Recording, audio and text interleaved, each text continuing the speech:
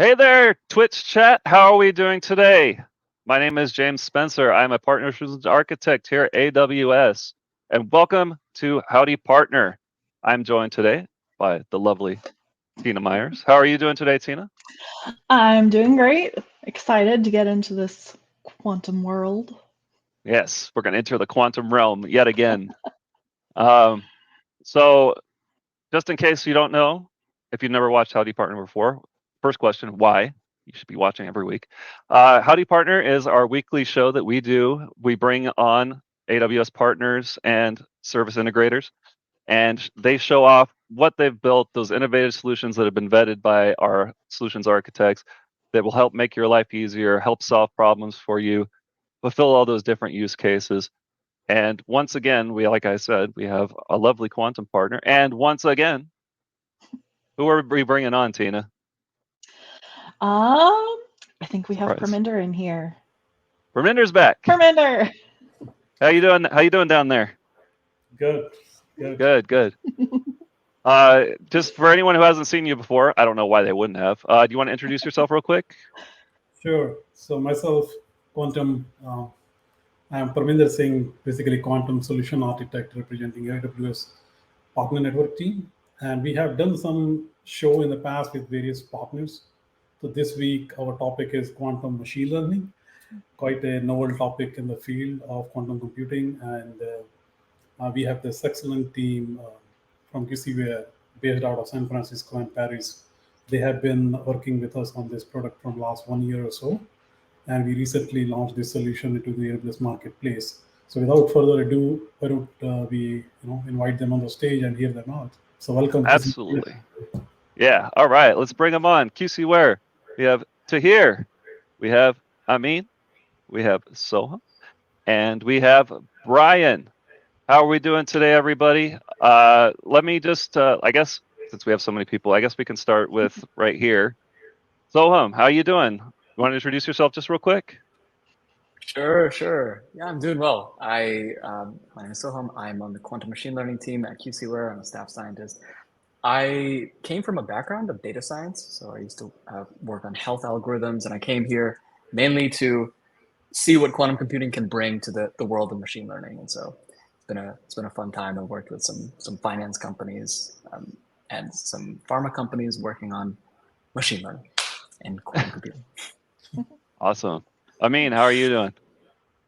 Yeah, good. So, hi everyone. So, Amine, staff scientist at QC Ware. I have a background in machine learning, and then I switched to quantum machine learning. And now I'm doing my best to fine tune these quantum machine learning models for you.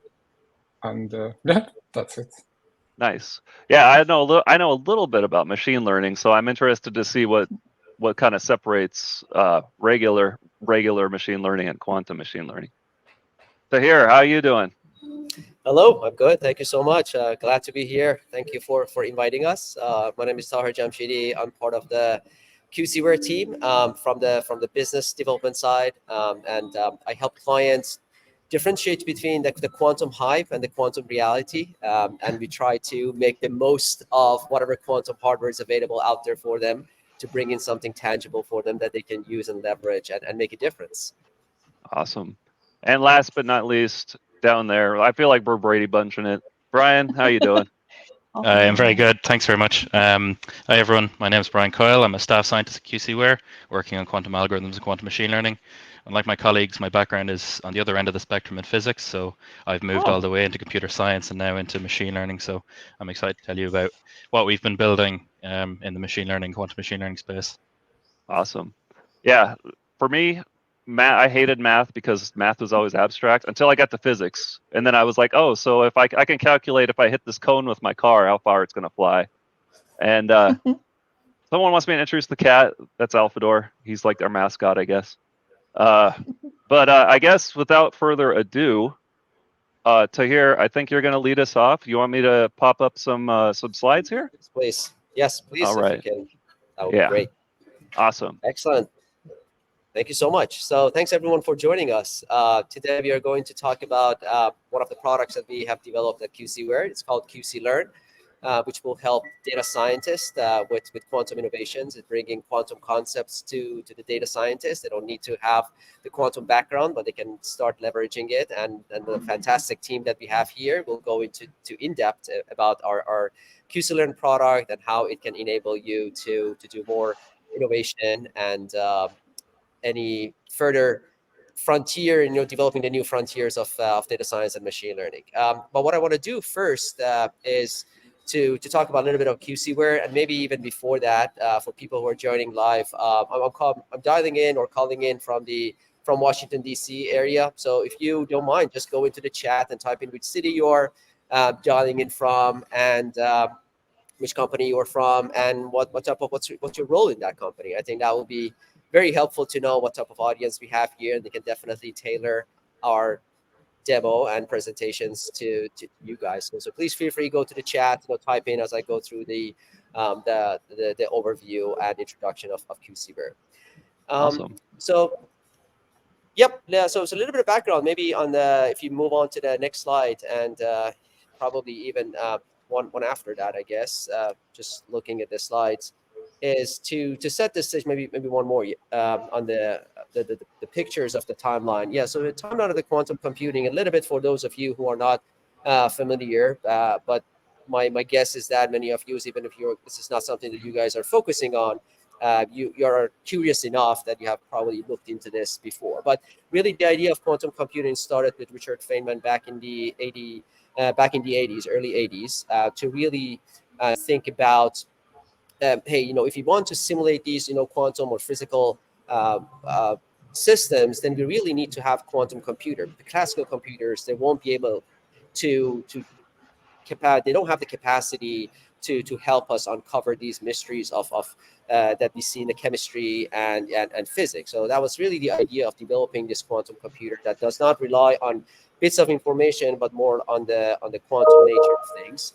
But it will take a few years, or maybe a decade, or a little bit more than a decade, until we had the first algorithm from Peter Shor to help us put that into practice. And yes, the idea was great that Richard Feynman came up with, but this is the specific algorithm that we can develop and actually do that and put it into practice. And then after we came up with that, it will take a bit longer than that to actually create something that you can put into practice. So if you click on the next slide, so today we are using the computers that we have. This is a picture of the IBM quantum hardware that's out there, and we can actually leverage that. On the next slide, again, this is a very brief overview, but where does QC Ware fit in this case? So we look at the value chain of quantum hardware. We have the hardwares, which there are hardware providers out there, and there are many talented people working on different types of hardware. The IonQ, the IBM, different types of hardware that they can use. And then after the hardware, you need to create the cloud access. So many of these hardware, you cannot have them in your pocket, and we don't see the future to be a way that you can have these personal quantum computers, but rather it will be a hybrid version that you have to work with the classical computers as well as the quantum computers, as most likely those quantum computers will be accessible to you via a cloud services such as Amazon, and then Amazon is our preferred service provider that we have hosting QCLearn as well on, and the team will go to the more detail. But then on the cloud access, you have access to the hardware, but where does the quantum applications will come in? It would be us would be QC Ware, which we will add that application layer to the hardware that you have access to. So we will help you with developing quantum algorithms that we can use, developing machine learning algorithms that are quantum inspired or quantum in nature, optimization and chemistry simulation are the areas that we can develop the applications. And then once we have these applications and algorithms developed, the next layer, which will probably be the highest level, would be end users that can use this. And we work with many clients and customers across different industries, the likes of Airbus, BMW, JP Morgan, Roche, Tao, Covestro, and if you go on our website, you can see some of the examples in a bit more detail, and our team actually will go through a couple of these examples in more in depth. So we are really helping these companies become more informed about the possibilities that it can bring, and help them get there. I love. On the next, I was gonna say, yeah, I please. love that you had Quera on there. We just had Quera on pretty recently, and I love that you showed their little Mario Brothers thing. Yeah, fantastic. I mean, share the link to the audience so they can also go and learn about that as well. Yeah. Cool. I'll pop that up in just a second. We actually have a question already. Maybe someone can answer this, and I think we're going to come back to it probably as we dive Absolutely. in I think that's a deeper. great question. I'm sure Sohum will touch on that as well. Okay, cool. Yeah. So we'll get. Excellent. Don't worry, GM Van Waveren. We'll get to you in just a little bit. Okay. Absolutely, and he already knows some of our our SVP of machine learning, so that's great. So Iordanis Kerenidis, he is our senior vice president of quantum machine learning. That's great. So we'll get to that in a moment. Awesome. Okay, and then so yeah, next slide. I think so. One thing I'll mention that I initially mentioned even is that we really have to make sure where the quantum advantage will happen. With the majority of the problems that we are dealing with, classically when you're working with bits of information, the time to solution will grow exponentially as the problem size increases.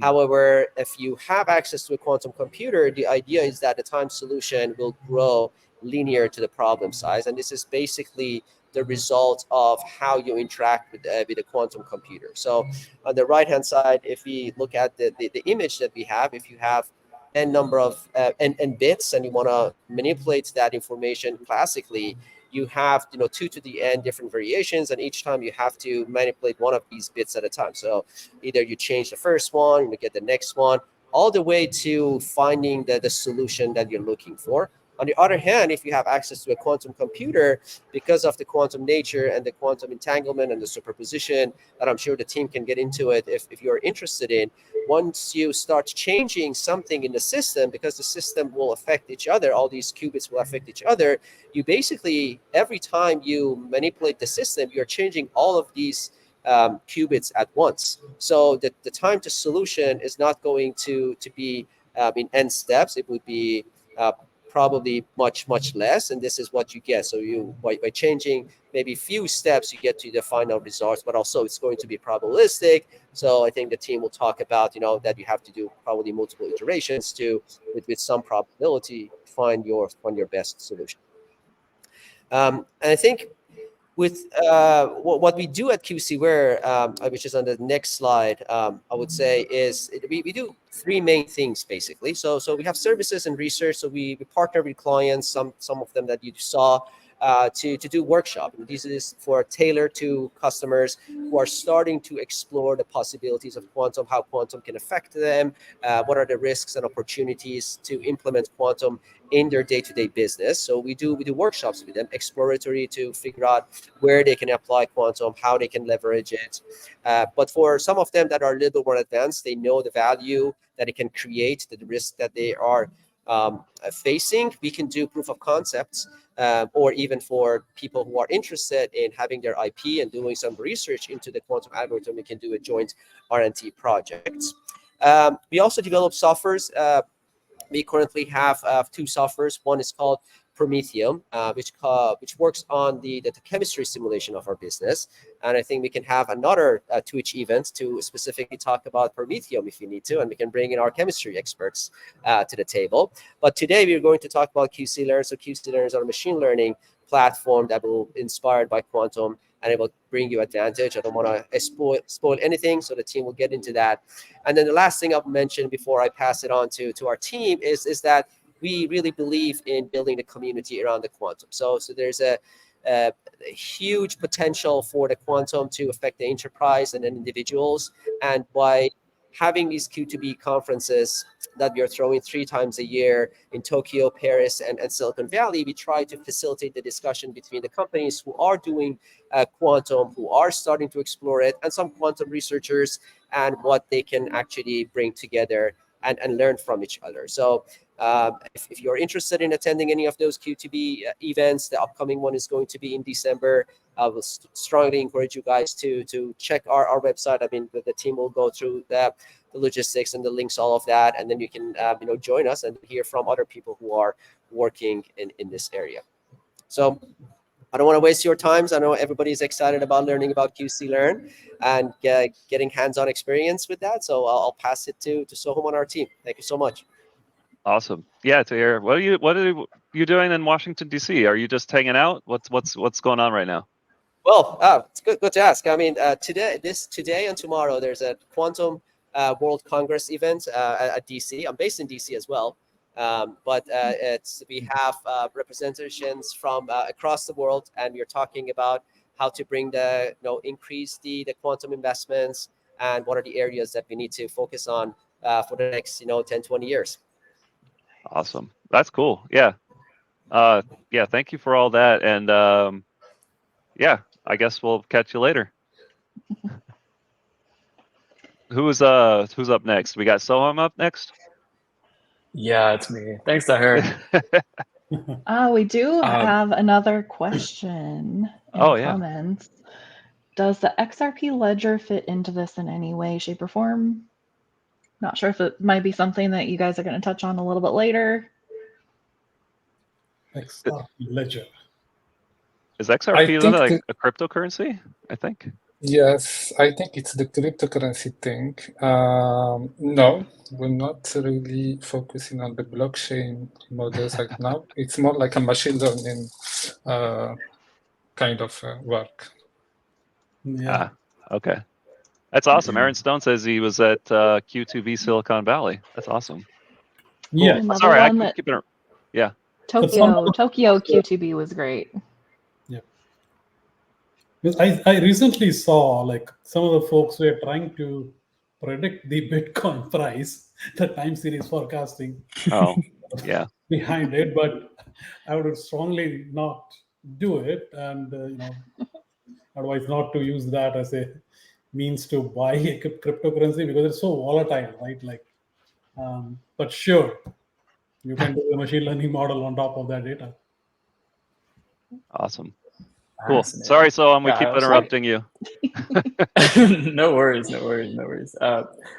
I also know that there's some coins that have been brought up that use some post-quantum encryption algorithms, and it doesn't really make too much sense to me, but I'm sure they have a reason to use it. So I mean, there are some coins that are connected to quantum in some way, at least. Anyway. Just wanted to get a feel of the room too for the chat. What is your experience level with quantum or quantum machine learning? So like no experience is a totally fair answer, but beginner is some basic understanding of quantum computing. Intermediate is like, okay, I've done a quantum project. Advanced is maybe professional work. And then expert is research or actually having delivered projects in quantum machine learning. It's several of us on the chat, I guess, but just wanted to see if there's other experts on this chat. We got a 3 in there. Got one. Expert. Nice. And got an expert. Nice. Yeah. I'm definitely beginner. It's super interesting, and I'm starting to learn a lot more about it, but it's definitely beginner. No worries. No, I think this presentation should be interesting for everybody. Okay, so what is quantum machine learning, right? Well, we expect that in the next couple of decades, quantum computing will become extremely powerful, but how can it help machine learning? And that's the question that we're trying to answer, right? And so quantum mechanics itself offers some very unique properties that we don't see in the way that we do things regularly, like classical computing. And then, how can quantum mechanics actually give something to machine learning? So on one hand, we have quantum mechanics. On one hand, we have machine learning, which is, to some degree, pattern recognition. And in the middle, we have quantum machine learning. And so the goal is to enhance traditional machine learning. Every algorithm that we've ever created in machine learning is all based on the understanding of how our computers work today. Like what is efficient on the computers that we already have today. And when that changes with quantum computing, we need to rethink the game a bit. And so it has the promise for novel applications in plenty of areas, including life science, pretty much everywhere machine learning is used. But of course, there are plenty of nuances that we have to really work out before we get there. And these nuances are hard to work out because we can't really test in large scale on these quantum computers. The quantum computers are really small. And so it really does become a game of nuance where you have to understand the math deeply, understand exactly what quantum mechanics has to offer, as well as you have to understand the use cases very specifically. And so we at QC Ware, the QML team, we are sort of a brain trust in quantum algorithms and quantum machine learning. So we have plenty of research papers, both very, very theoretical in terms of, right at the core of quantum mechanics, all the way to something very applied, like some of the work that we've done with our partners. You see here, like quantum deep hedging. This is a very applied project. But then you have, kind of more proposal algorithms as well, quantum spectral clustering, all of these different, attempts at trying to figure out exactly what quantum computing is good for. We also work with real world use cases. So at all of the companies that we do joint research with or do workshops with, we're working directly with the people that are solving the really hard problems. And this is something that an academic lab, for example, would never be able to see. It's like we go to, BMW comes to us and says, hey, we have a very specific problem in our manufacturing line that we want to solve. And our job is to make a link between that and the research that we've been doing. And so with one leg in both of these, one very theoretical leg and one very applied leg, gives us a lot of perspective and gives us a good chance to make that connection happen. And we also have a really big focus on running quantum machine learning on machines today. So NISQ means essentially the machines of today. And they're very small, but we can still do something, right? So it's very different than saying, okay, we have a proposal for an algorithm that will work in 20 years, but we can't really do anything right now. We try to really fit whatever we want to do on machines today, no matter how small it is. Like you can't load an image onto a quantum computer today, but you can load some vectors. And so now we're starting to do linear algebra. We're starting to do some more advanced things on manifolds. And the goal is to really benchmark the machines of today and stay a little bit in the air in terms of not really committing to a particular hardware vendor, but really surveying the field and making sure that we have a good grasp on where quantum computing as a whole is. And finally, we actually try to get advantage today using GPU-based ML models. And this is something that we'll talk about a lot because QCLearn is pretty much this software that we use to try to take some of the quantum ideas that we see from quantum machine learning algorithms and then bring them into the current age using GPUs, which is just another way of massive parallelism and running very high performance algorithms. And so that is QCLearn. So QCLearn is our attempt to take all of the work that we've done with our partners and trying to see if quantum computing algorithms will actually make an impact in those use cases. It's our attempt to bring that to you. And it's primarily for data scientists. And so I wanted to just put another poll in the chat. Which machine learning softwares or frameworks do you primarily use? So again, no machine learning frameworks is a totally fair answer, but some of the very popular ones are TensorFlow, PyTorch, JAX, sklearn, any others. Yeah, I know 1, 2, and 4. I am by no means an expert, but I've at least dabbled with those for sure. Yeah. Oh, fantastic. I think a lot of people have used 4 classically, right? And then PyTorch too. Yeah, it's kind of the intro algorithm, but a lot of people use 4 in production too. Yeah. It has a lot of versatility there. Okay, fantastic. So QCLearn is built, it's a Python library on AWS, hosted on AMI, but it's built to be compatible with all of those, well, all 4 of those that were listed.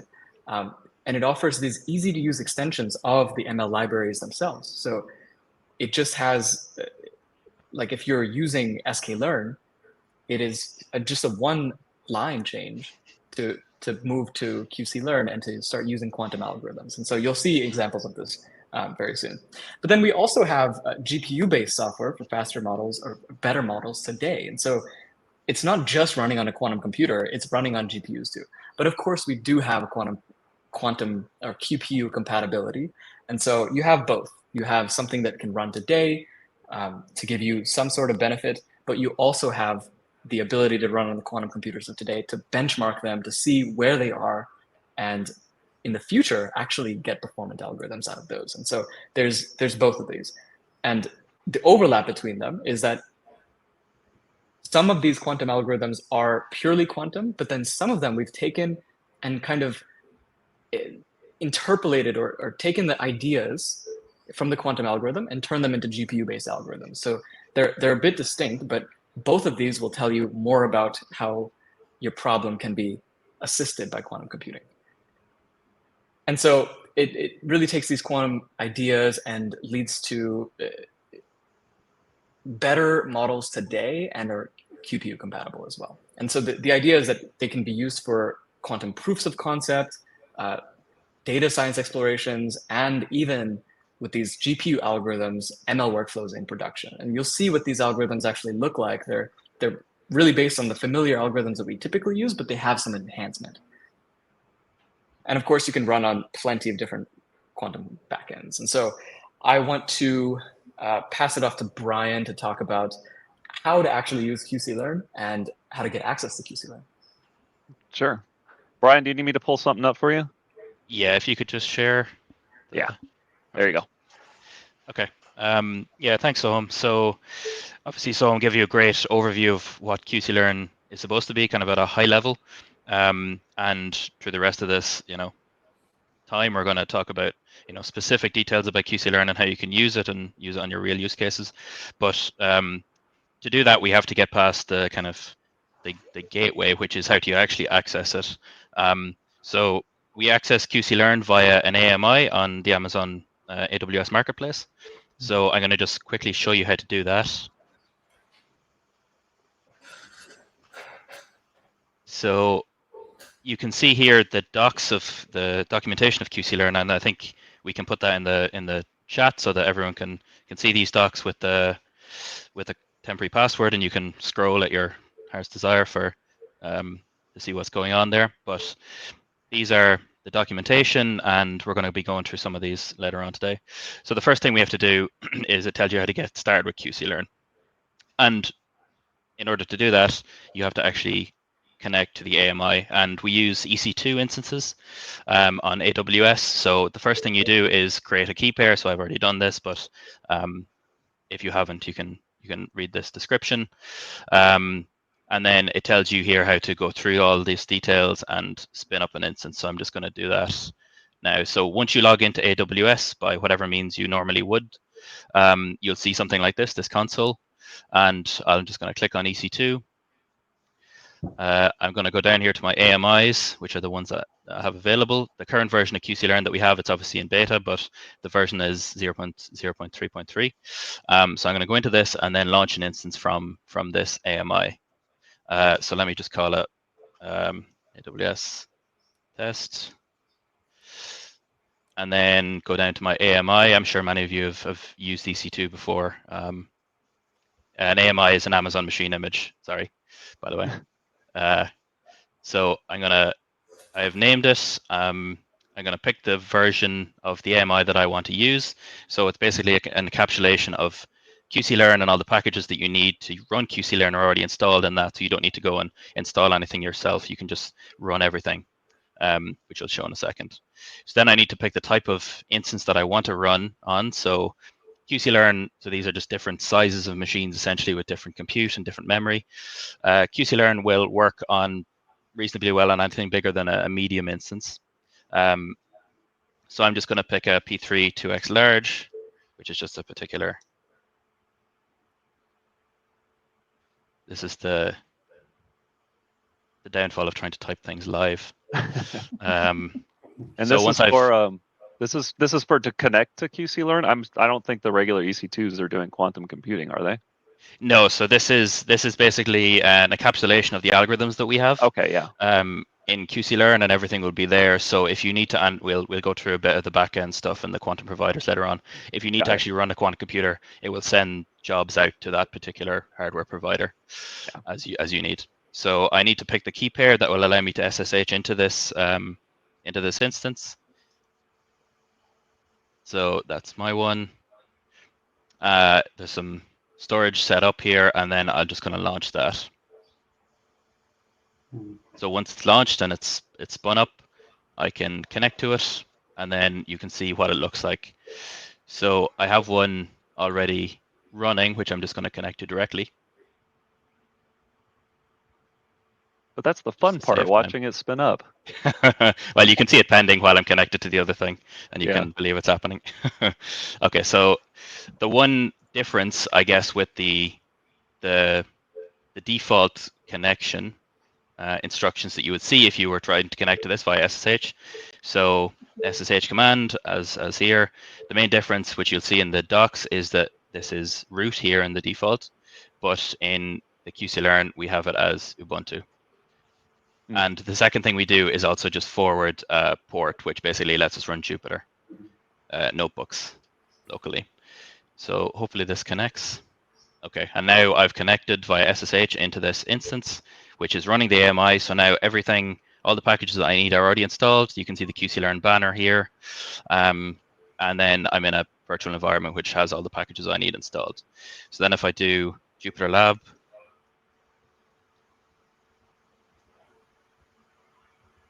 from the port that I forwarded earlier, which is just, what is it, 8900.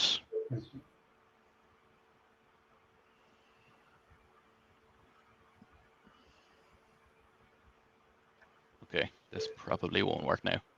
Okay, great. Typical. The demo gods, they are Yes, fickle. exactly. Okay. Amine will show you what the actual instance looks like.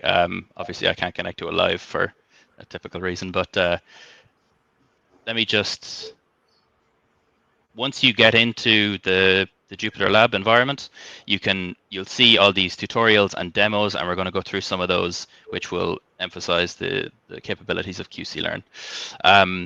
Before that, I just want to go back to the slides. And tell you about one kind of key ingredient. So assuming you've connected to the AMI and you have access to the QCLearn environment, all of the algorithms that will run will need an ingredient, which is the quantum backend. So this was mentioned before. It's basically the hardware provider that you need to run quantum jobs on, quantum circuits, quantum operations. So again, another quick poll. If you have used a quantum backend or provider in the past, could you please just send that in the chat? So some examples are the Rigetti platform, which are accessible via Bracket, AWS Bracket, IonQ, Quantinuum, IBMQ, or whatever else, or some combination of any of these. So yeah, feel free. Perminder, have you used any of these? Yes, I was saving it for the last stage of this, but I use this product for my master thesis project currently ongoing, and I use the time series forecasting. So I had to spin up my AMI, and QC Ware team created a private offer for me. So it was live running, and it is giving me a good score, very good score. So I'm surprised by the accuracy, but again, machine learning is like that. We always have to compare with the classical side of the house. But we compared the random forest on the using a QCLearn and all, but the score which I got for QCLearn product was almost 92, 96. which is probably hard to beat, right? And my data set was like 35,000 rows of data about the electricity price. Is the target price is the target variable there, but then there is like a other features like generation from renewable, non-renewable energy, as well as some of the weather data, right? Like it is like a 7 city out of Spain, and it runs on EC2. Of course, I did use the real GPU for that, only the GPU portion of it. So yes, I use this. Nice. Is Rigetti Forest, is that first of all, that sounds like an Italian food. Second of all, is that related to the random forest algorithm in some way? I've never heard of it, but I just know of the forest algorithms. So Rigetti is one of the quantum startups, I would say, that are in the hardware space. So they've been around for about 2013, and they have a similar kind of technology to IBM. So I'll say a bit more about that. And Forest was their original kind of software library that you could use to interact with their quantum computers. Yeah. Cool.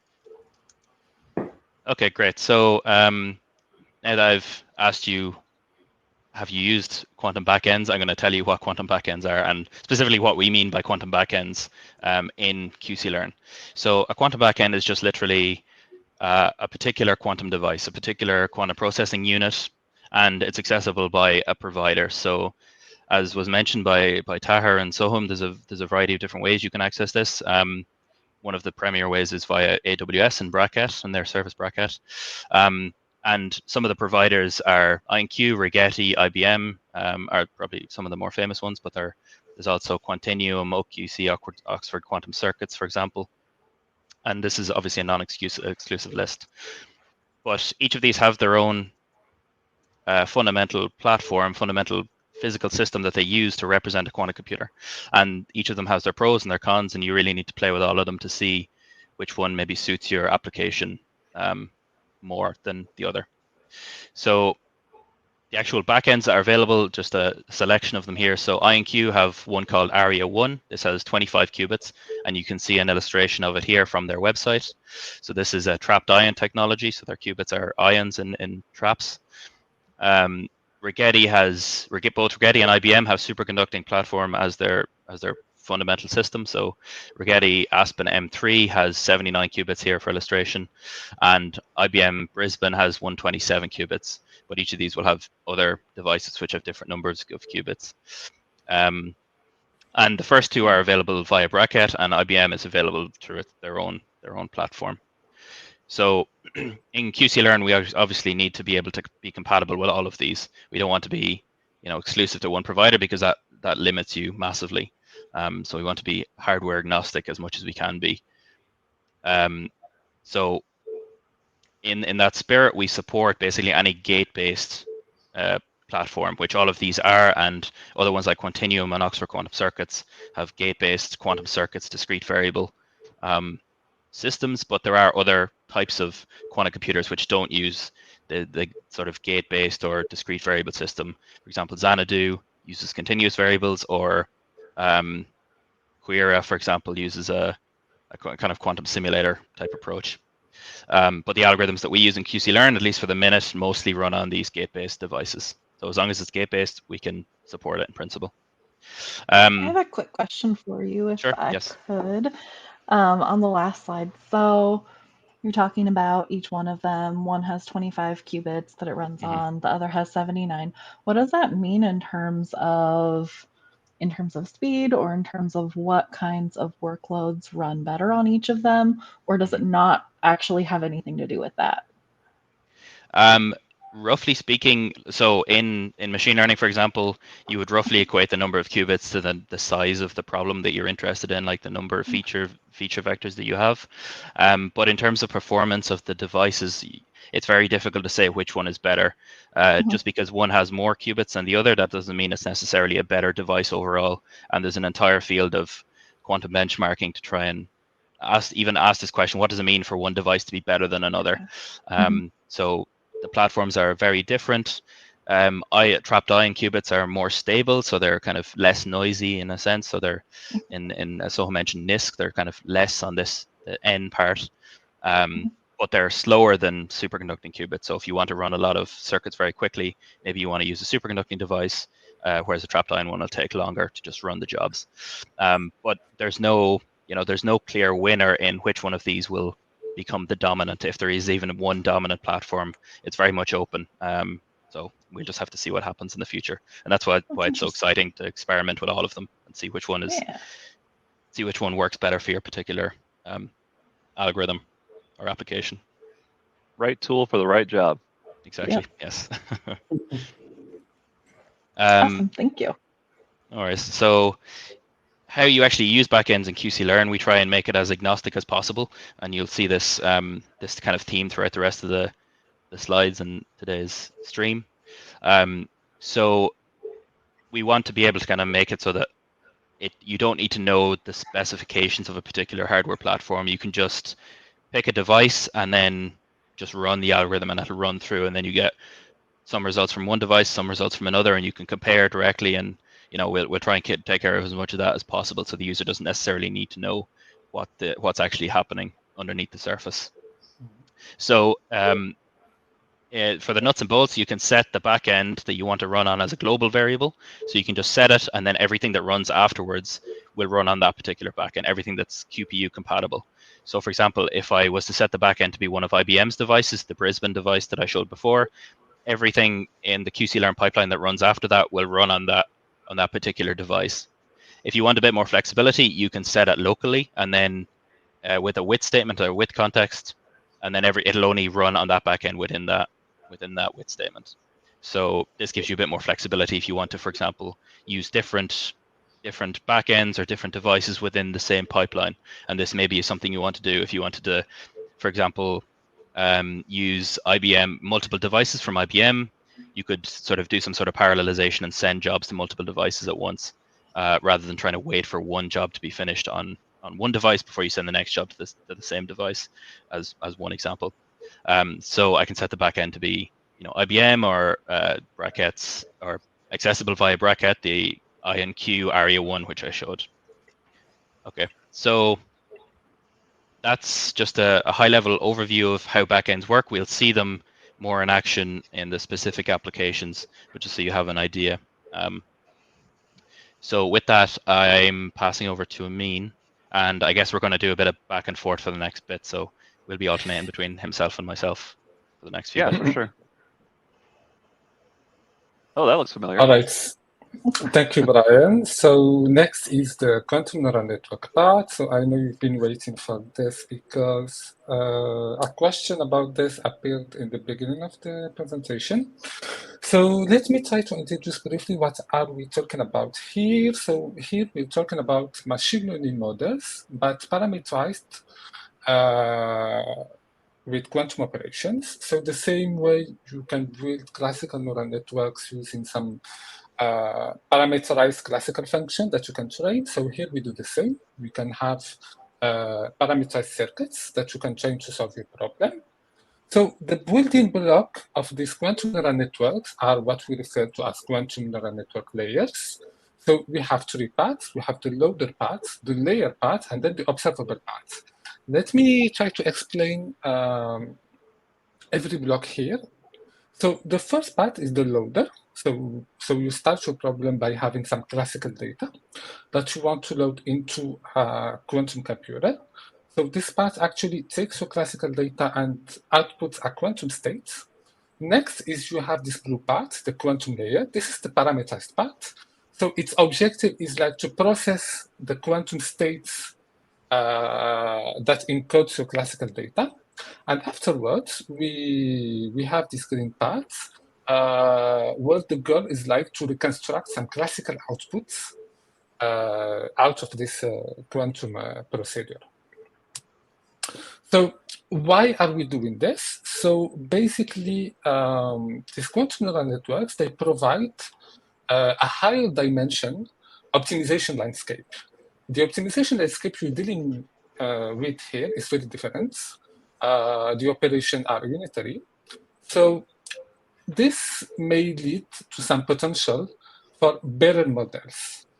So better models can mean different things. The first one is like, obviously, you're trying to look for a higher accuracy. So sometimes in the projects we had with our clients, the quantum models actually outperform the classical counterparts. Another reason why you may be doing this is like you are just looking for speed up. You are looking for faster models for inference. And then the last one is like you want to reduce the number of parameters that encode your quantum neural network. Okay, so when we're talking about quantum neural network, there are two different approaches. So the first one is exclusively quantum, like the model from beginning to end is quantum. This is more suitable for inherently quantum data, and it's more like a long-term thing. The second one is the quantum-inspired models. So basically, these models are hybrid. They contain that are made of classical parts, of quantum parts, but most importantly, this quantum parts can actually be run on either today's GPUs, or you can also run them on quantum hardware. Both, you can do both actually. This depends actually on the problem you're solving. In QCLearn, we have encoded many parts of this quantum neural networks. So we have the building blocks that you can use to design your own quantum neural networks. So we provide different quantum data loaders to encode classical data into quantum states. The second thing that we provide is we provide different ansatses for the quantum parameterized parts. So here I'm referring to this blue part. Okay, in this blue part there are different ways to arrange these parameterized gates. So this we refer to as an ansatz or a layout. So with QCLearn we provide different ansatzes for this. Using these building blocks, we can use them to construct architectures. So QCLearn provides built-in, ready-to-use architectures, either for processing image data or time series, as we're going to see with the examples. Mm-hmm. And the last feature, and it's the most important, is that all of this integrates within the existing neural network frameworks that we talked about in the beginning, like Torch or TensorFlow or JAX. And so the same reason we want to make our package, our solution backend agnostic. So we also try to make it framework agnostic. So if you're already familiar with some of the existing tools, then you can easily switch and move to and integrate quantum models. So here I'm going to give an example of the layers, and I'm going to focus on Torch, on PyTorch. So on the left, I'm having like a classical example, a classical fully connected neural network that is made of 3 fully connected layers. Okay, those layers are built using the linear model that you import from PyTorch. So similarly, you can integrate quantum layers by importing the quantum equivalent of this layer, which from QCLearn, which we call ortholinear. Okay, and this ortholinear is what is the building block of orthogonal neural networks. So back to the first question that we had, can we pop up the question, please, again? Yeah, it was about the orthogonal network algorithm. That one? Yes. Okay. Yeah. So going back to that question, yeah, you have implemented the building blocks for these orthogonal neural networks, but we also have ready-to-use architectures using these orthogonal properties. Okay. Another thing is that you can decide with a one-line change what is the backend that you're going to use for the quantum part. Okay. Another thing is that we also allow to customize the quantum circuits you're using. So, for example, here I'm specifying to use the parallel data loader. Okay. We can also customize the trainable parts. So here I'm highlighting like 3 examples, 3 ansatses, 3 different ansatses of the parameterized quantum circuit. So every horizontal line refers to a qubit, and the vertical line is one gate. It's an RBS gate. Okay, it's a parameterized RBS gate. Okay, there are different ways to arrange them. Some of them have more depth than others and can have different properties. But with a one-line argument, I mean, with you can customize which layout you want to use for your orthogonal neural network. Okay, next. I have one question for you. Since I'm trying this out, so I did use your butterfly layout. So how do you decide like you need pyramid versus brick versus butterfly? I just like the existing example which you guys had just for my electricity price prediction. I used that, but is there a way to choose one versus others? So there is no generic rule, okay? I mean, like this is machine learning. I mean, like you need to try all of them and check which one performs the best.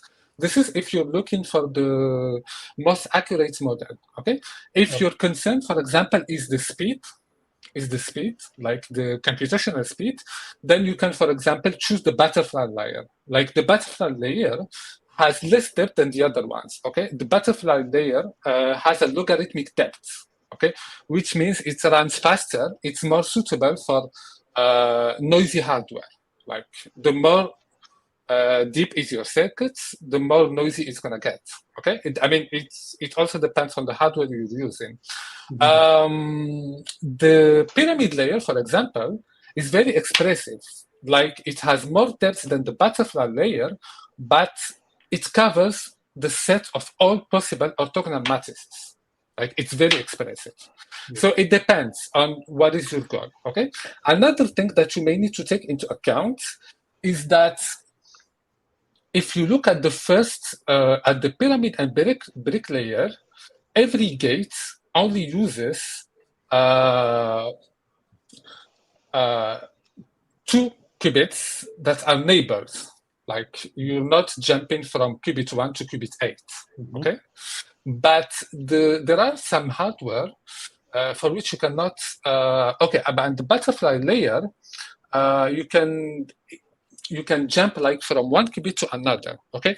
This is related to the fact that there are some hardware that actually can only run nearest neighbor connectivity, meaning qubit 1 is only connected to qubit 2 and qubit 2 to qubit 3. But there are some other quantum hardware for which you can implement the butterfly layer, like connect qubit 1 to qubit 4, something like that, okay? Yeah, there could be different reasons. Point, right? Like if you go to the previous slide, you have like parallel, diagonal, semi-diagonal, right? So I think in the archive paper which Iordanis has written, I was just remembering what I read. There was like, I think for today's NIST devices, it's better we stay with parallel, and then as the fullness of time and maturity of the QPUs and connectivity, I think diagonal will make more sense. So I'm assuming this is the same on same line for the layout too. Yes. So what I was talking about is the layout for the parameterized parts. For the blue part, okay, this is where you put the brick, the pyramid, or the butterfly, okay? But then you're talking about the loader parts. Like you can have also different loaders. There is the parallel, this is the diagonal, there is the semi-diagonal, yes.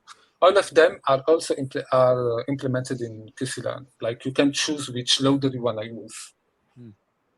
You can change both the loader or and the layout. You can change both of them. Sure.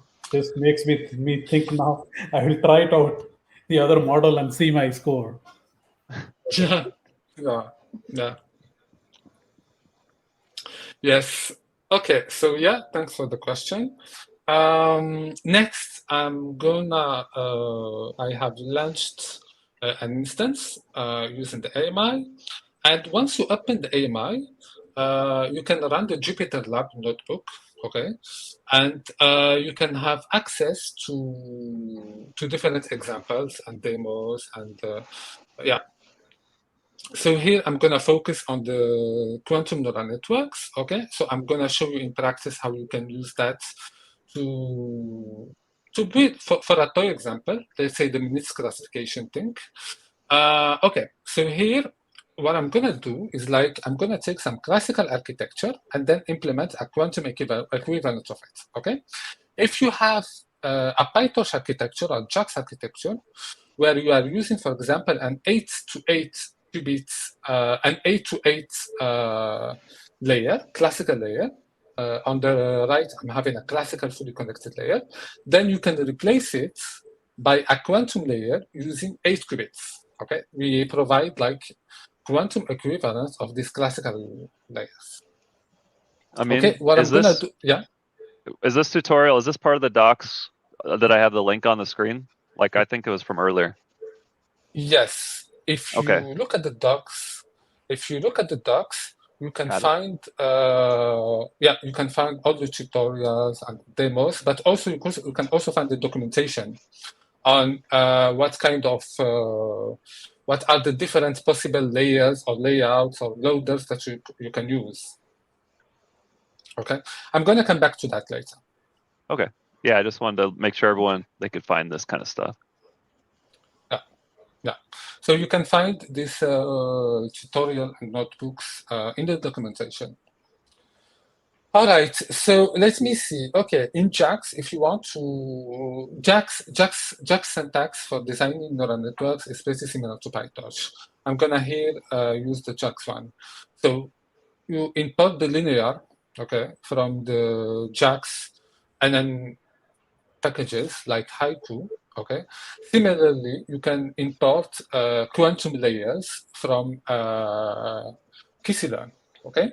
We have different ones. We have the ortholinear, which is a quantum-inspired one that you can run on today's GPUs. You can also run it on quantum hardware, but we also provide other types of quantum layers. For example, the compound layer or the variational layer. I may talk about them later. Okay, but those are more like NISQ or long-term models, let's say. I'm going to apply this to classify the NISQ digits, like the basic example we have in machine learning. What I did is like I just took an existing example provided by JAX on how to train a classical machine learning model to classify lists. What I'm going to do is instead of using the classical neural network that the JAX people were using, I'm going to design a quantum one. Okay, so let's see. Let's look first at the classical architecture and try to do the same for the quantum case. Here, for the features extraction part, we're using 3 layers, 8 to 8, 8 to 4, and then 4 to 4. Okay, this is the architecture that is displayed here. What I'm gonna do is I'm gonna keep that architecture the same, but replace the existing layers, but by the quantum equivalent. So the 8 to 8 fully connected layer is replaced here by an 8 qubits, and the last one is replaced by a 8 to 4 by a 4 to 4 qubits. The middle one maps 8 qubits to 4 qubits.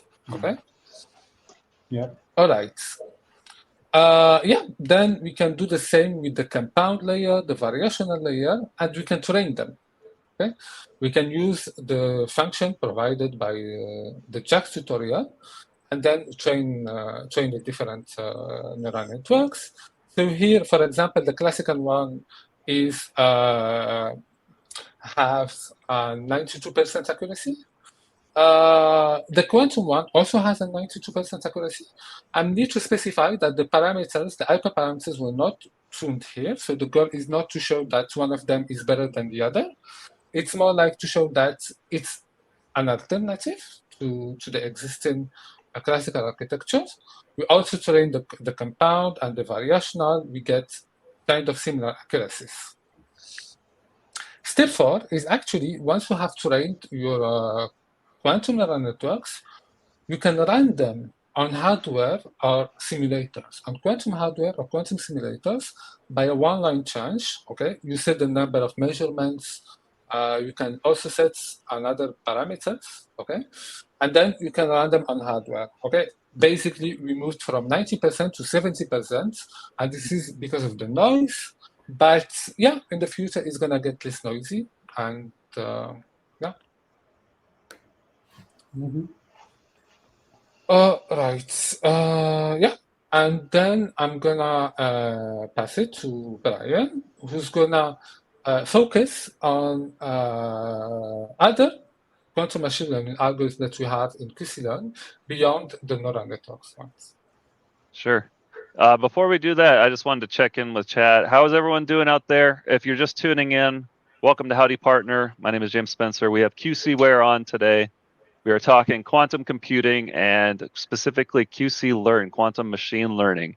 If you have any questions, any comments, go ahead and drop them in the chat. I've been dropping links and documentation as well. Some of the tutorials, for example, I pinned the comment up at the top. Go ahead and check those out. And take it away, Brian.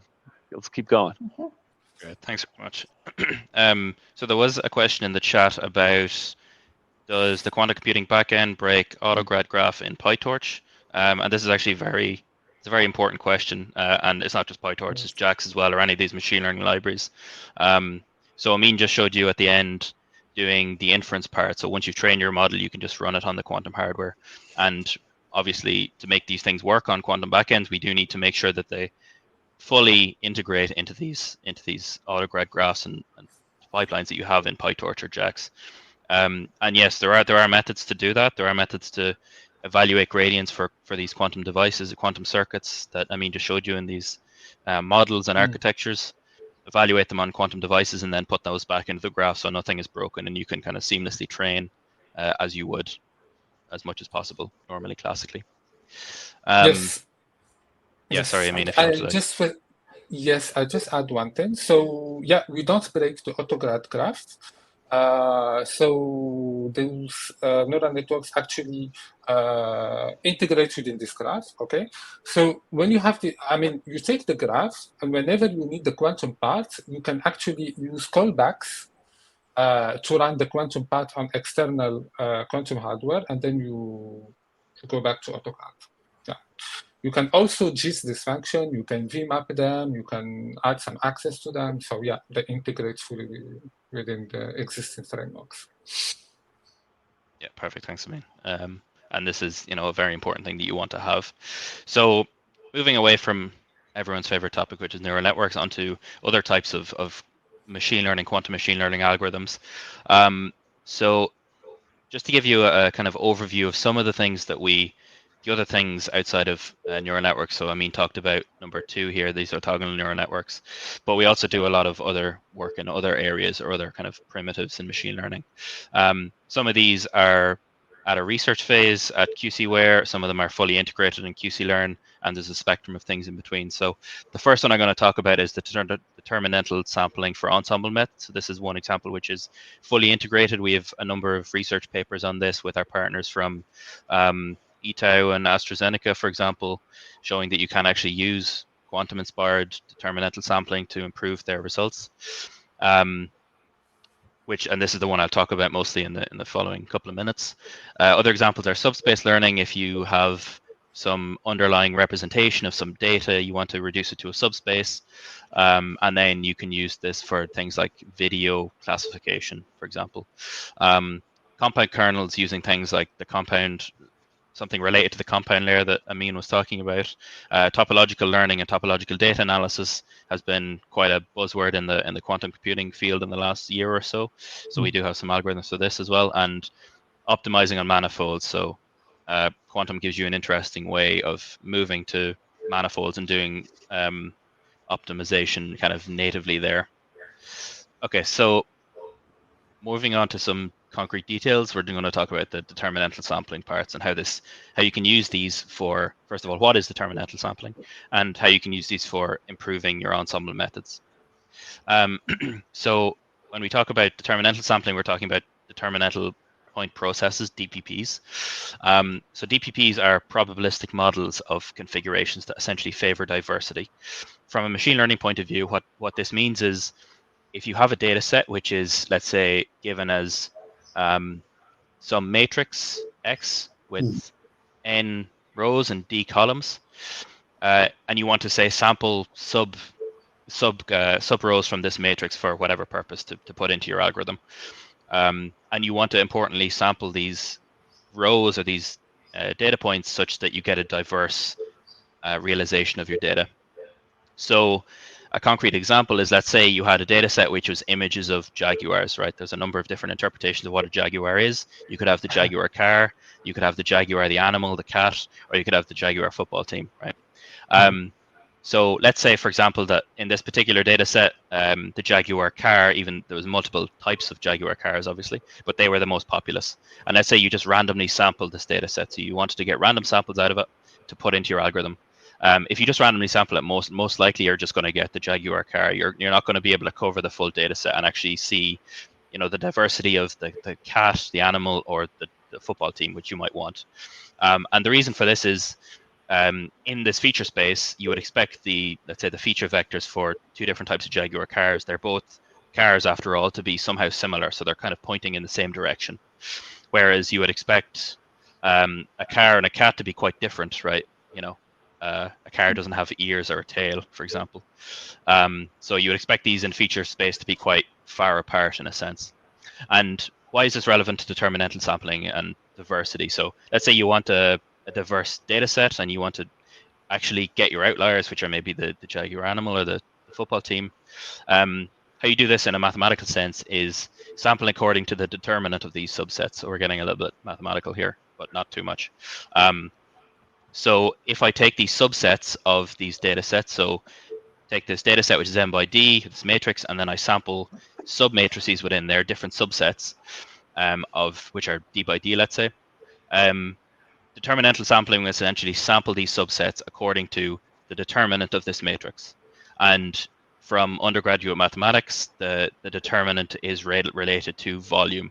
So intuitively, what this determinant does, if you sample high determinant subsets, it means you're generating high data points which have kind of span a high volume in this space. So these are far apart, so the volume of this object is kind of large. And so this is a nice property that you want. It's been shown that DPPs can give you sort of provable diversity in some examples, and they give you better accuracy, as we'll see in a minute, in your machine learning models.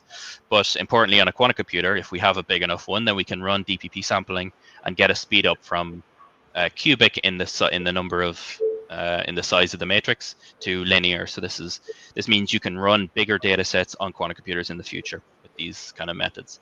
And importantly, for now, we can also use them to improve machine learning models like linear regression, random forest, ensemble methods, boosting, whatever you like. And these can be seen in some of the research papers as well that were flashed up on the first couple of slides. How does this work in QCLearn? So it's basically the same kind of idea as we had with the neural networks. We take the baseline, which is the sklearn model, say we want to improve a random forest classifier. We'd import that from sklearn.ensemble. We set that as our model and we fit the data. In QCLearn, we'll try and keep the syntax as close as possible to that, and we'll just import the DPP enhanced version of that random forest classifier. So you still have the same classifier on top, but it's the DPP sampling underneath, which is kind of feeding that classifier. So you set the model to be that classifier in the quantum or the quantum inspired case, and then you fit the model, and hopefully by magic you get some better results. So I managed to offline, obviously it would never work online, but I managed to connect to the instance, EC2 instance, and these are just the demo notebooks that Amine showed a few minutes ago, and I'm going to show you a DPP one. And then if you're looking at the docs, it's this particular one here under tutorials that I'm going to go through. Okay, So there's some background on DPPs and determinantal sampling. We're going to focus on the DPP random forest, but we've also used it for an example of, this is for classification or regression, let's say, but we've also used it for data imputation. So this is filling out unknown data. Maybe your data is corrupted, or it's just not complete and you want to somehow fill it out. So there's algorithms for this, like Miss Forest. We can improve this with DPPs as well, but I'm not going to talk about here. So we're just going to use a basic example. We're just going to use a toy example for now, the same as we did with the MNIST, for example. We're going to import from the sklearn datasets the make classification to just get a toy problem. We're going to use 1,000 samples and 50 features. So this, in the previous slide, 1,000 would be N and E would be 50 in this case. We're going to do a train test split as you normally do. And then we need to set some parameters for the model, some hyperparameters. So the random forest parameters are standard ones that you would normally set. You obviously have to do, if you're training these models, you need to do a bit of hyperparameter optimization and everything, but we've done a bit of that in the background. So we picked something like number of estimators, a max depth, and some random seed, so we don't have to, we get the same results every time. So we set the random forest parameters. For the DPP part, we need a couple of extra things, not a huge amount. And this is, for example, the batch size parameter. So we put those together, and then we get parameters for the random forest, DPP random forest, and the original random forest. We pass these into our classifiers, which are imported, as I showed before, from sklearn or from QCLearn, and then we just fit the data as you would normally do if you're familiar with sklearn. And then we can see that miraculously the DPP random forest gives you a better AUC or a better accuracy. You can think of it like that. So 96% over 97%. So you get a slight improvement here. And obviously the amount of improvement you get will depend on the data set and the hyperparameter optimization you do and everything. But we have observed generally that DPPs do seem to help on average a lot of the time. And again, we can run this on hardware. So in order to run it on hardware, we need to reduce the problem size, as Amine showed before. We can't run 1,000 points with 50 features easily. So we're just going to reduce the number of samples to 50 and the number of features to 2, and do the same thing again. We're train test split, and we're going to run it on an IBM machine. We can actually train this, for example. So if I do that, I do the same thing as before. It's just on the smaller scaled down data set. For the quantum hardware, I'd run it through exactly the same thing as before. I've set the backend, so again, the user doesn't need to know anything specific. You just set the backend, and then everything that happens afterwards will run on the backend. So the Qiskit Air simulator to run the circuits in the background. And then because this data set was scaled down, the problem is kind of easier, so you get 100% AUC. So yeah. In general, you'll obviously have to do a bit of work and fine tuning to get this to work, but that's it for DPPs. And then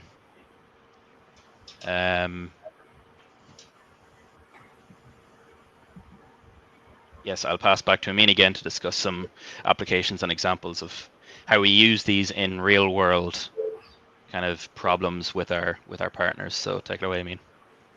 Yeah, I love that word, determinantal. Yeah, it's very hard. Yeah, like whenever I just keep seeing it pop up, I'm like, determinantal, I don't know. Yeah. Anyway, that's why we say it once, and then you go DPPs for the rest of it. You forget about it. Yep. Cool.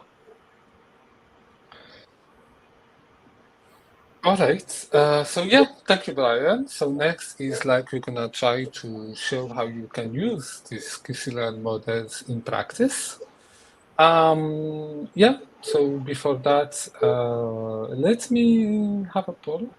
So yeah, let's. So basically, we was wondering if you have ever succeeded in like implementing ML in real world projects, and if so, for which kind of area? Sure. Yeah. So I don't know. What about you? Like, what about you, James? I don't know. Have you ever used or seen machine learning succeed in practice? I've like use these not in the, I mean, things that were built on them, definitely. I haven't actually had to implement the ML myself. The only time I ever implemented ML practically was to predict heart disease. So I guess that would be a recommender system, maybe? I'm not sure. I use time series, I told you guys, but I want to try the NLP given the Gen AI craziness. Yeah. So Yeah. I try to train the foundational model. If that is the case, then how we should be going about that? Like if you want to really target foundational model, can we do that? Yeah. So I don't know, like.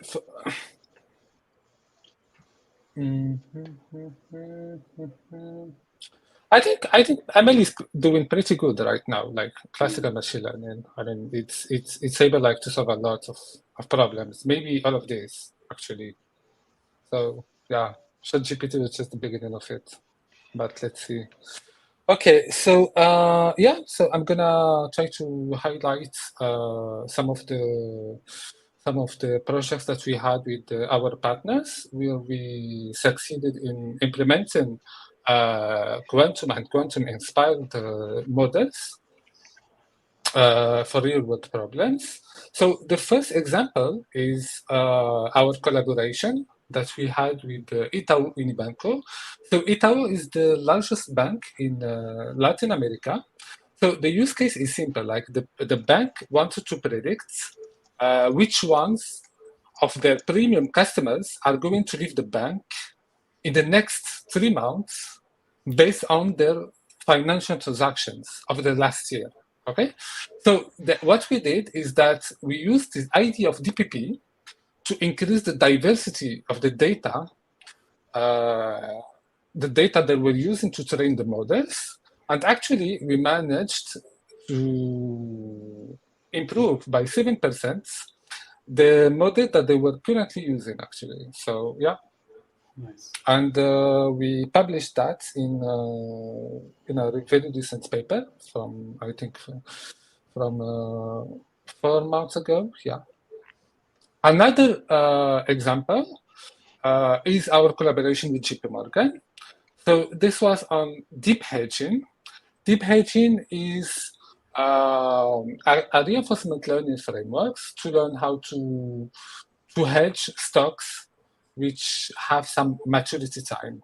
So here we designed quantum reinforcement learning methods that actually takes advantage of superposition, of the quantum superpositions, to deal with the distributions that correspond to the possible market futures outcomes.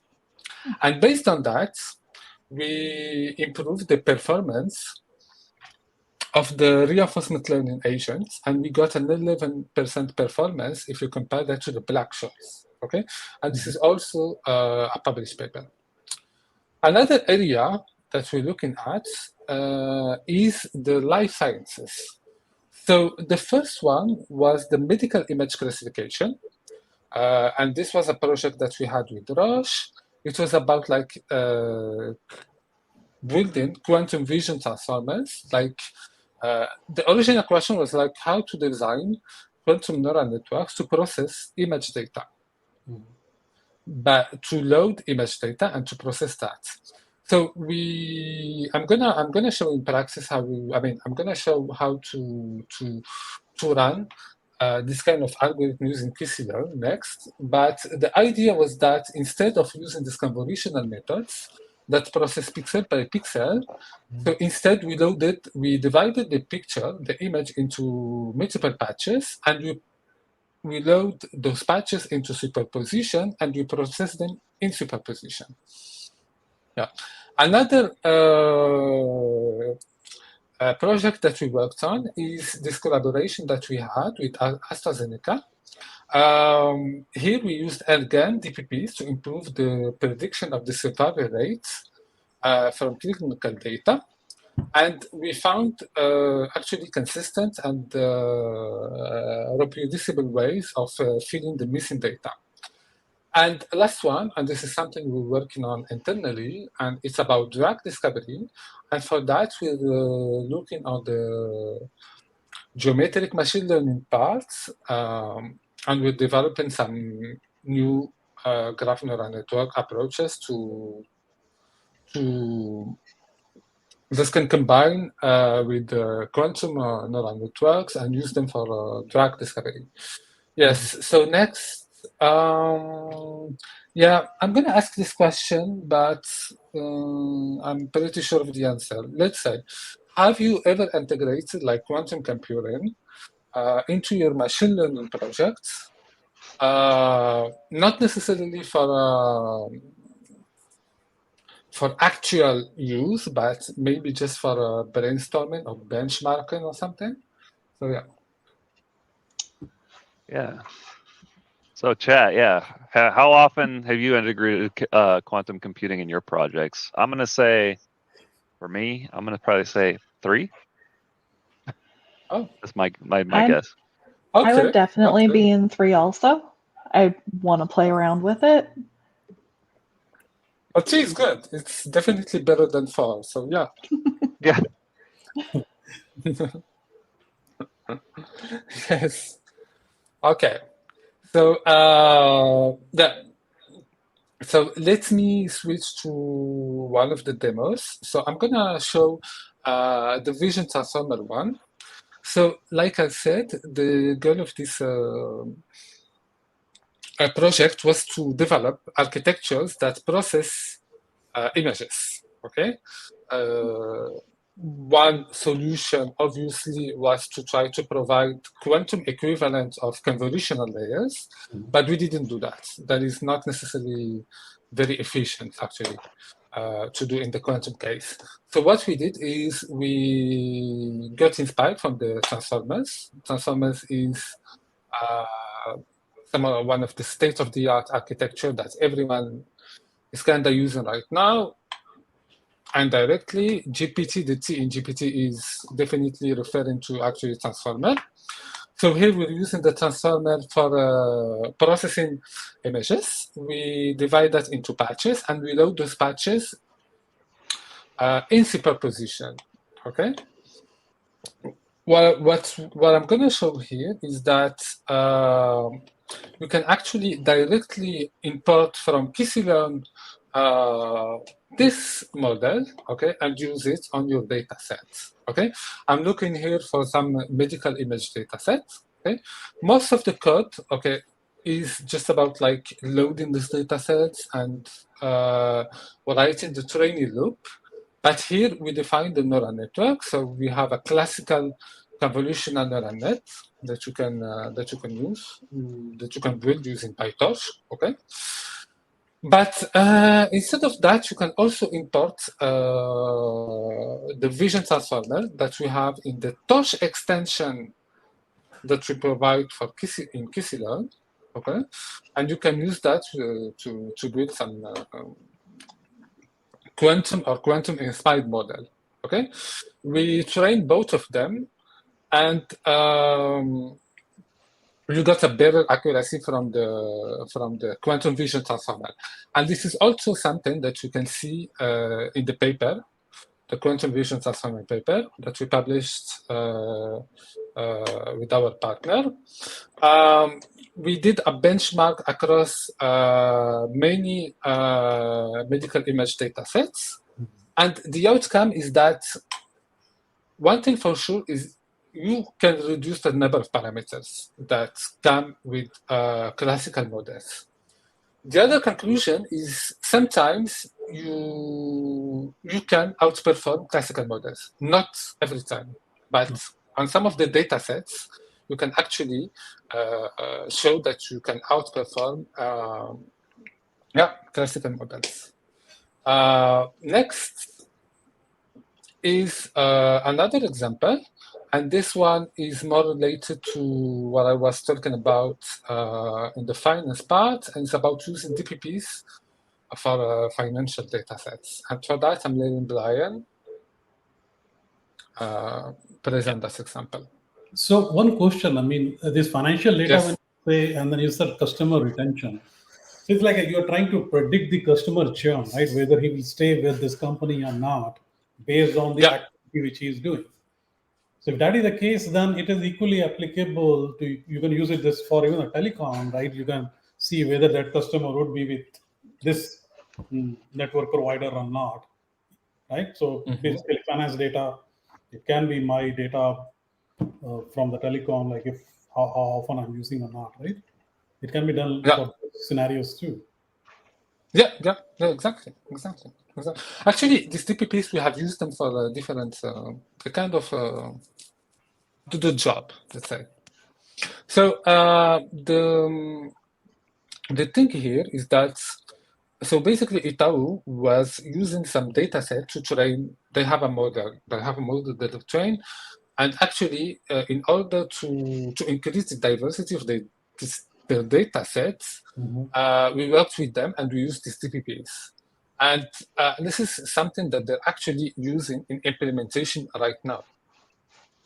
Okay. It's not just a proof of concept, actually. So, yeah. Right. I'm thinking about the data, right? Like it's a bank. So, of course, I'm a customer at a bank and I have saving, check-in, I'm doing a lot of other stuff. So, basically, we are using the activity to track whether he is my customer, premier customer versus, we classify customer like it's like a platinum customer, gold customer, or, there is a risk customer who go away from our bank to something else. Interesting. Yeah, exactly. Yeah, it can be used for a variety of other use cases. Yeah. Actually, we have different examples of the use of this particular model in the documentation, and Brian is going to show one of them. Nice. He's also using the DPP. Yeah, thanks, Amine. So it's maybe not as exciting as the vision transform in the sense it's just going to be the same kind of thing. I mean, this is what Perminder was saying. It's applicable to a lot of things. So you can just plug and play with a lot of these things. But it's just going to be essentially running through more or less the same kind of pipeline as I've already showed with the DPP. So this is one of the demos for the DPP. So we have this medical diagnosis with imputation. So this is something similar to what we worked with AstraZeneca for this data imputation. And then this is credit risk assessment for more of a financial application. Again, it's kind of classification or regression problem. So I guess this data set is just more, it's real life than the synthetic one from sklearn. So this is the German credit risk data set, which you can find in OpenML. It's got 1,000 data points. Each of those have 21 features. So things like their age, their sex, their job, their housing situation, etc. And then the target is their credit score. So in order to do that, we need to just do a little bit of data pre-processing, as we had to do in the QNN case. So we just do that as standard, do a train test split as before. We have our random forest parameters again. We have our DPP ones, which we put in again. Just like before, we build and train both of these models to compare, so the random forest classifier and the DPP version. And then again, we get a nice improvement, 3% on this kind of real world data set with the DPP enhanced version.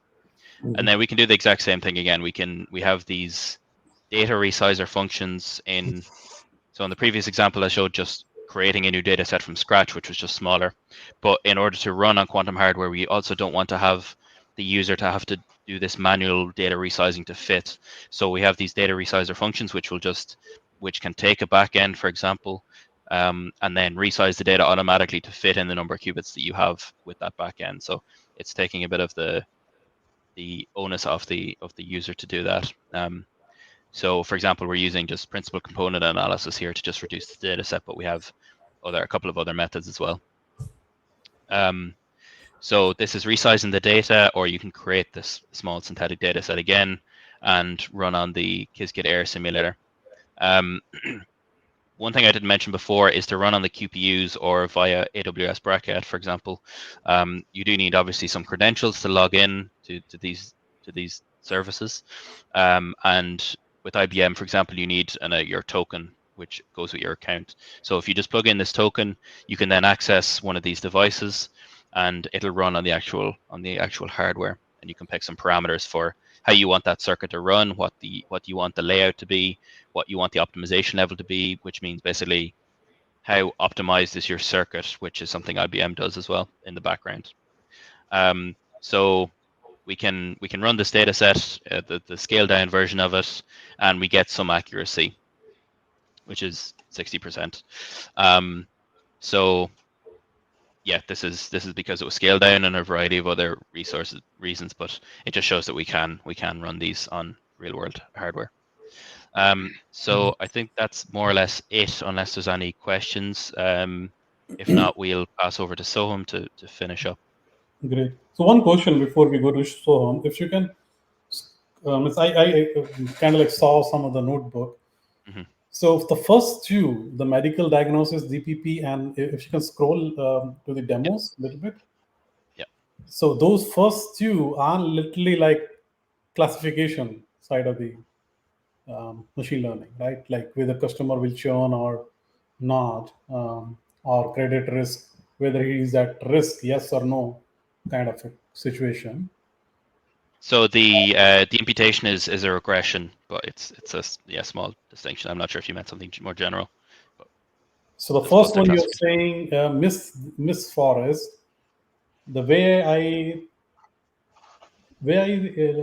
was getting was, it is you're trying to get the missing data point into the images to have more clear picture. Is that the case, or I'm getting it wrong?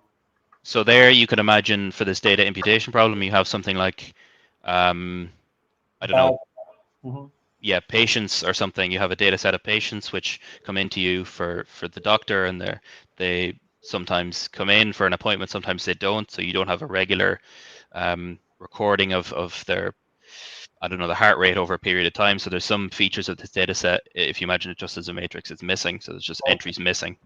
And what this data imputation will do is basically try and fill out those entries based on the other entries, based on their previous history or whatever they've done in the past, and try and fill out those entries to give you ultimately a better accuracy in the end. So that there's a regression part for the DPP in there. Gotcha.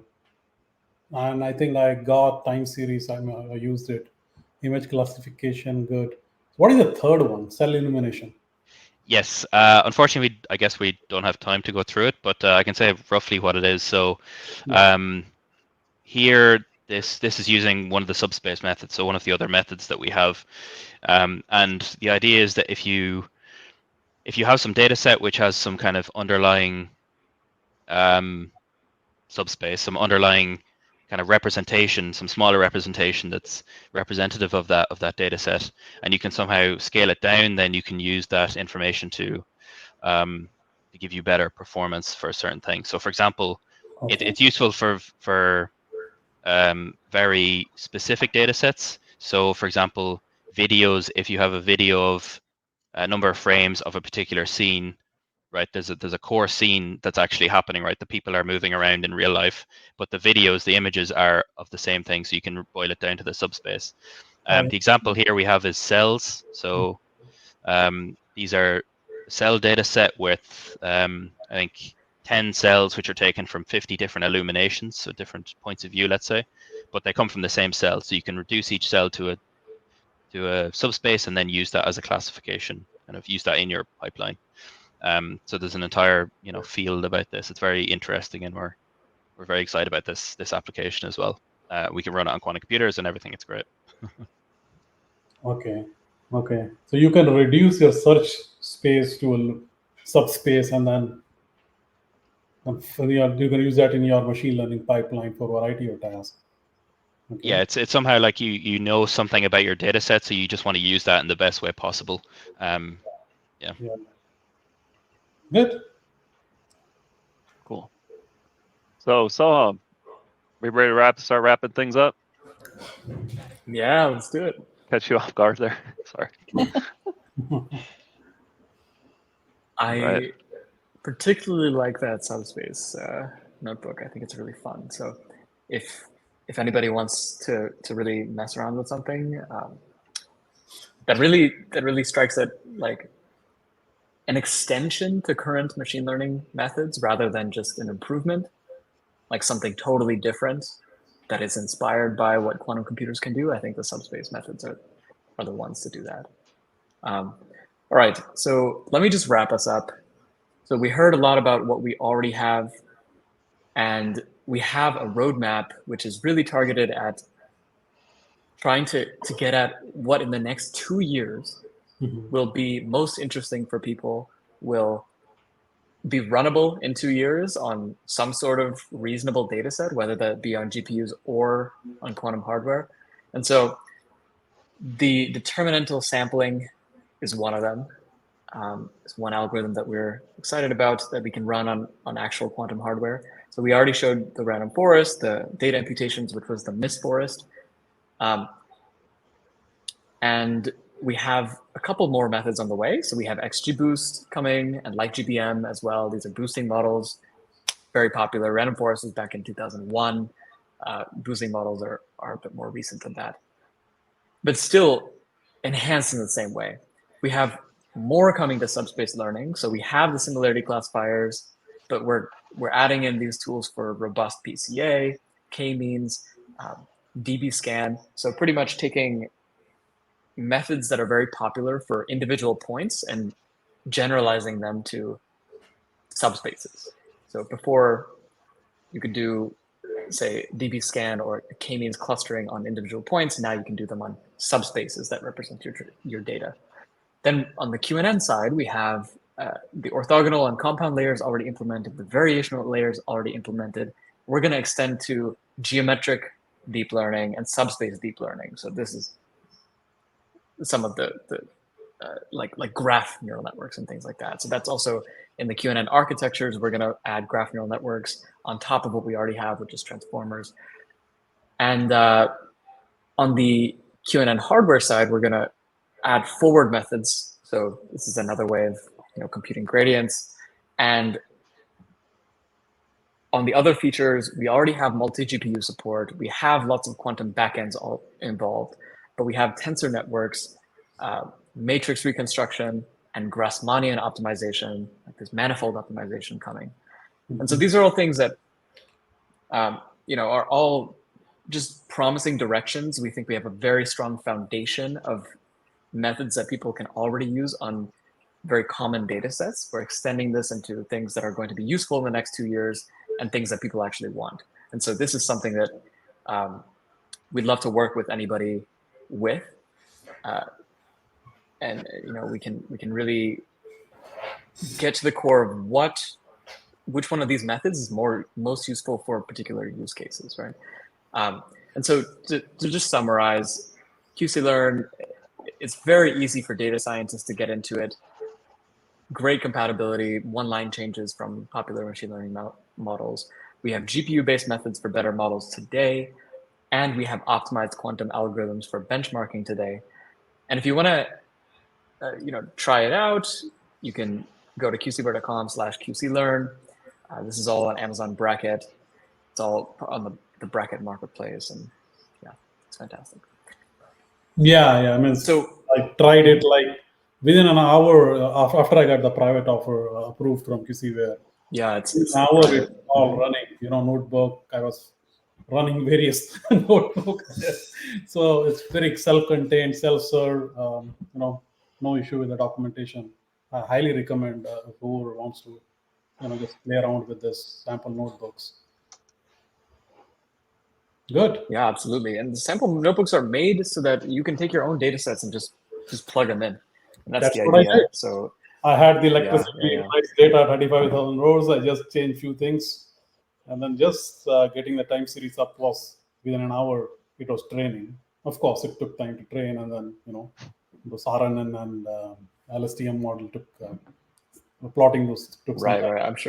I'm sure you took an instance which had 64 GPUs and just crushing this training. I advise people to do that because it gets costly. Right? You start with small rows and small data set. Try it out with the lower. Once you get confident, and that I say often to even in the QPU versus simulator, right? You try the code onto, test it out, the output on the simulator, and then you go to the hardware. Otherwise, like, you'll be burning the cash of your company, right? You don't want to do that. Yeah. And we've run this on we've tested this on small instances as well. So yeah, but we recommend a GPU instance Yes. to run some of these algorithms. Yeah. So yeah, we really believe that quantum technologies can change a lot of industries, and in the next decade, we're going to see a lot of very promising applications come up, and we really want to work with clients and people that are actually solving problems, as well as the hardware vendors, to develop the first quantum applications. And so please, reach out, sign up for beta, talk to us. I mean, if you want to test something out on a quantum computer, we are more than happy to work with you. So thank you so much, and back to James, I guess. Awesome. That's all on Yeah, our no, side. thank all of you for coming on and showing us everything and showing us how to. I love, like you just said, it's an extension. It's not like a replacement or whatever, because it's hard to learn something completely new. But if you're already familiar with it and you're just adding to it, it's going to help, and it's going to make things a lot better. So on the screen, we can see I have a little thing running across there. Connected with QC Ware at the QTB conference. Yeah. I don't know. Amine, Sohum, maybe speak to that just real quick. Will you be there in person? Anyone?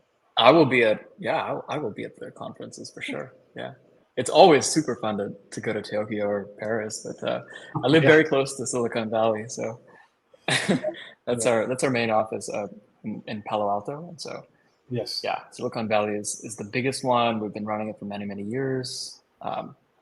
Quite famous. Lots of academics as well as companies show up. It's fantastic. And then yeah, Paris and Tokyo are becoming pretty much getting to that level, and people have a fantastic time at those conferences. Awesome.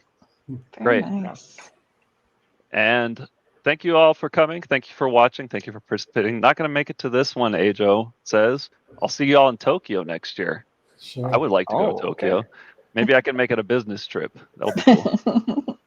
But with that,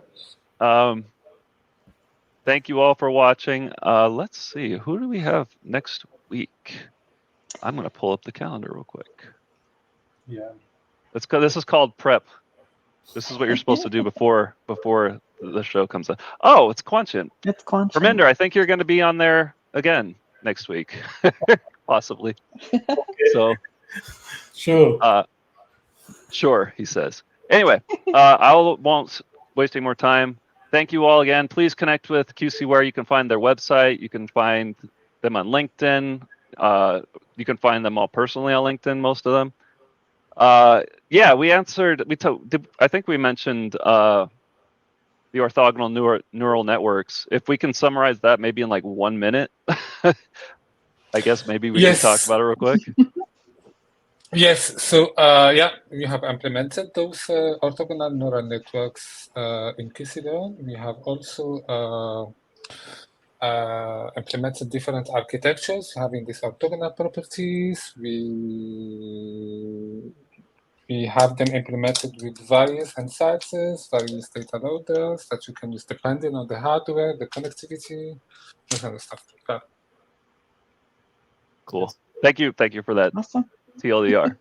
And finally, last but not least, surveys. AWS, we love our surveys. Please take 10 seconds. It's like 4 clicks. Fill out the survey. I dropped the link in the chat. Appreciate it. Leave your email address also in the survey. It's optional if you want me to pass it on to QC Ware. Other than that, thank you all very much, and we will see you next week. Bye, everybody. Bye. Thank